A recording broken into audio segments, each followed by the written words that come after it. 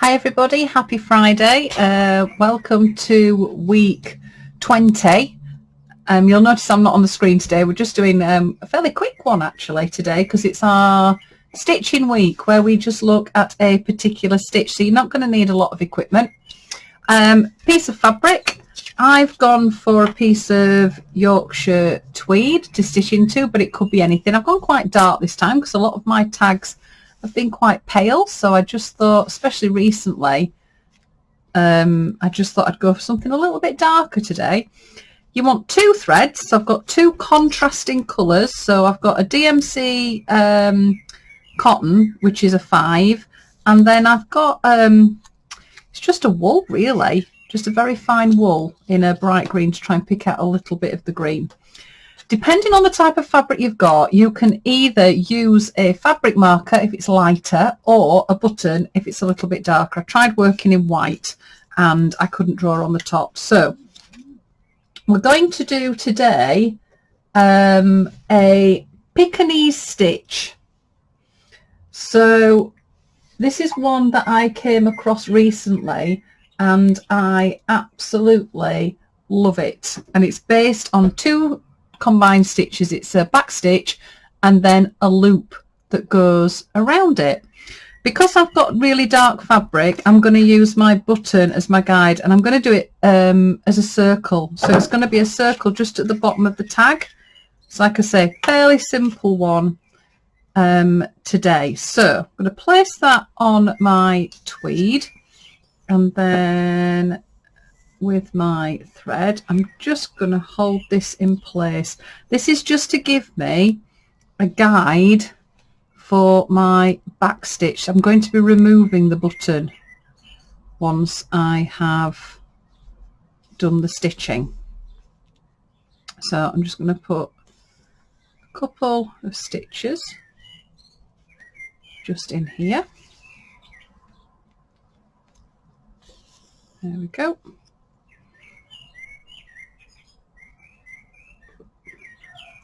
Loop it through the back. You can use any type of fabric for this one. It could be a light colour. You might have something with a motif that you want to do something circular. I'm just doing the Pekinese stitch as a circle. You don't have to. I just think it looks really, really effective as a circle. So what I'm now going to do is I'm going to use that button as my guide for doing a circular back stitch. So the bit that's really important with this is that you keep your stitches the same width. So I've done mine, oh gosh, maybe ½ centimetre. So like I say, I'm just going to use this button as my circular guide. So back stitch is where we come up, and then you go back down the previous hole, and then come up the same distance a little bit further along. Now if you've got a lighter fabric or a pen that will work on fabric, you can just draw around something. I've just popped a button on because I was trying to do it with a white pen. Then I thought, oh, I could have used tailor's chalk. Can't find any. Could have used chalk. And then I thought, you know what? Easiest thing to do. Stitch on a button. And then work my way around. So your threads that you're choosing do need to stand out from the background. You could do this in a hoop. I was going to do it in a hoop, but then realised my fabric didn't fit in the hoop because it was a little bit small. But I pulled out this piece of fabric out of my bit box and absolutely loved it. So I thought, right, I've not really done any tweedy fabric, and seeing as though it's Yorkshire tweed, even better.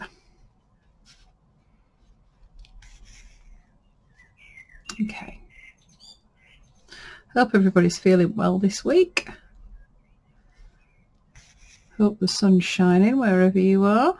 If it's not, I suppose really with the tags and everything, it's no matter what the weather is, it's a really, really nice thing to do, because if it's sunny, take your stuff, go and sit outside.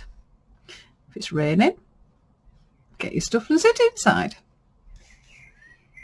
Yeah, I'm not getting my stitches probably as even as I should. So I'm brushing a little bit, but never mind. So the Pekinese stitch, it's also known as the Chinese stitch or the blind stitch, sometimes even the forbidden stitch. And it originates from old Chinese embroideries. We're working quite big, but it was worked really, really small, really tiny. This particular stitch was a really small one, and because it was so small, that's how it got the name as well, sometimes known as the blind stitch, because the workers that were stitching, it could really, really affect their eyesight because they were working so small. We're not working teeny tiny, so we should be okay.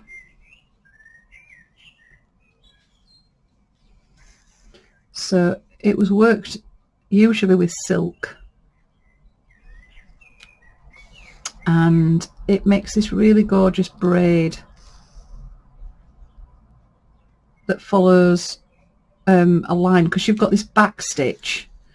I'm doing mine in a circle, but it works on straight lines, it works on wavy lines, because you're laying down this back stitch first.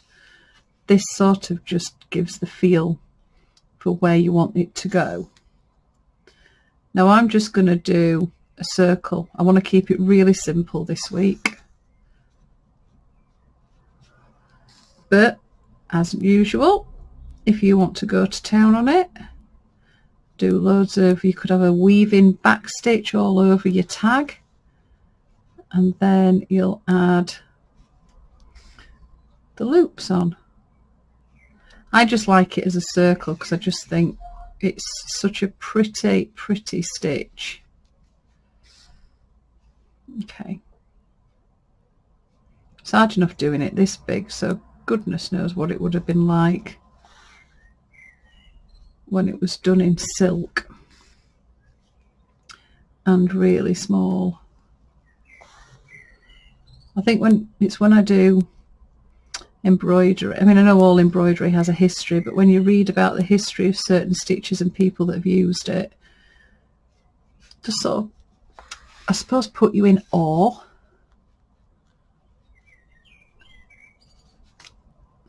And the fact that it's a skill that's gone on for generations. Generations of people have stitched the same stitches or variations of the stitch.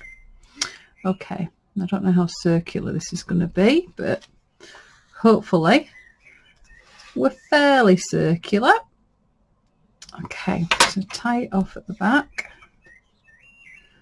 This idea of popping a button on is great if you're wanting to do positive and negative shapes. Well, negative shapes, because you can just pop the buttons on and stitch all around them and then cut them off afterwards. Okay, so there's our button. So I can do now, just pop in there, just cut that off. There we go. Come on, off you come. There. Okay.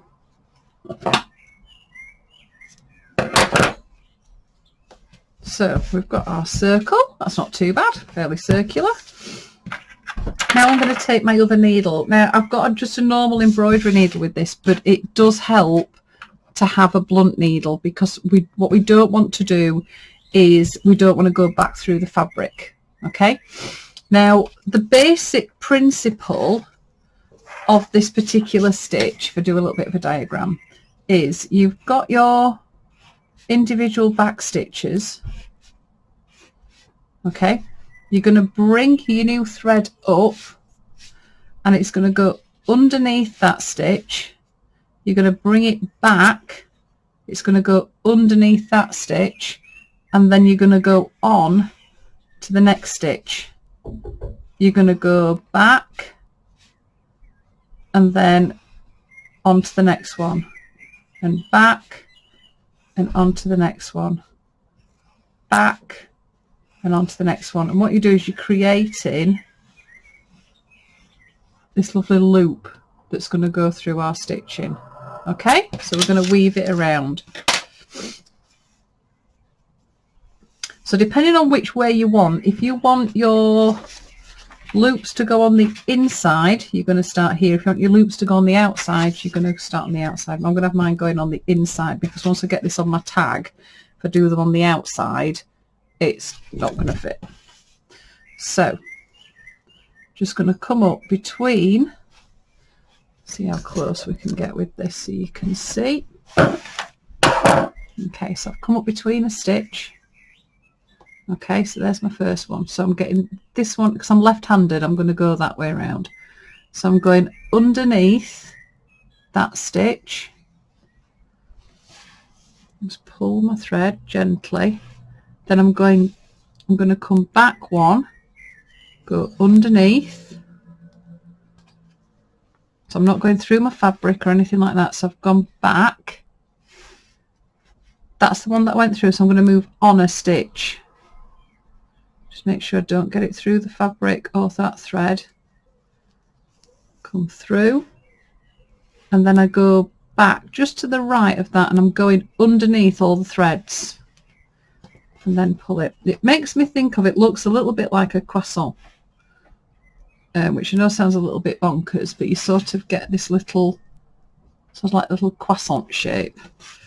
So you do the same again. So that's the stitch that I went in there. So I'm moving on, moving on a stitch. Just pull it so it's fairly even. Move on a stitch. Pop that in. Go back a stitch. Just to the right of that thread that's already there. Underneath both of them. Just put, you want to try and get these circles so they are a similar size. Oops. Just pull that back out. There we go. Okay, on a stitch. Back a stitch. And underneath everything. This is why a blunt needle works really well for this. I just haven't got one to hand. Oops. There you go. And just try and keep all your little swirls the same size. On a stitch. Back a stitch. And all you do then is just keep working your way around. On a stitch, back a stitch.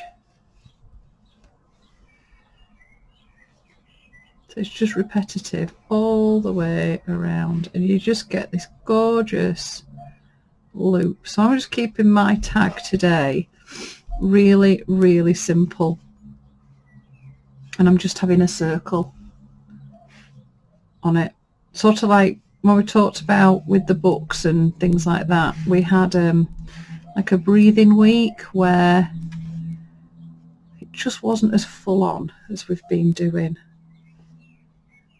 I think that's what's quite nice about these ones every 4 weeks, of just doing a stitch.